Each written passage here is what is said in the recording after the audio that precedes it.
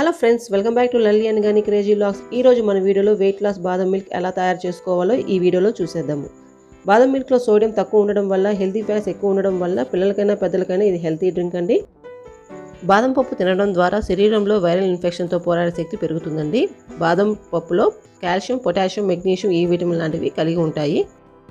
Morning బాదం milk కావాలనుకునే వాళ్ళకి నైట్ బాదం పప్పు నానబెట్టుకోవాలండి. నేను ఇక్కడ పీల్ తీసేసి 20 బాదం పప్పులు మిక్సీలోకి తీసుకుంటున్నాను. ఇందులో 2 ఖర్జూరాలు తీసుకుంటున్నానండి. లోపల గింజలు తీసేసి చిన్న చిన్న ముక్కలుగా వేసుకోవాలి. చూసారు కదండి, ఈ విధంగా.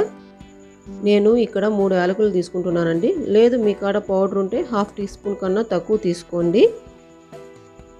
ఈ మెజర్మెంట్ కప్తో 1 కప్ వాటర్ తీసుకోవాలి. ఇప్పుడు గ్రైండ్ చేసుకోండి. చూడండి పేస్ట్ ఏ విధంగా వచ్చిందో. థిక్గా ఉంది కాబట్టి మనము ఇక్కడ కొంచెం వాటర్ యాడ్ చేసుకుంటున్నాము. మనము చూడండి బాదం మిల్క్ అనేది ఎట్లా తయారైందో.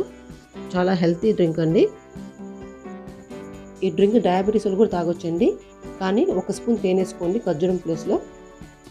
ఎవరైతే డైట్ ఫాలో అవుతున్నారో ఈ డ్రింక్ డైట్లోకి ఇంక్లూడ్ చేసుకోవచ్చండి.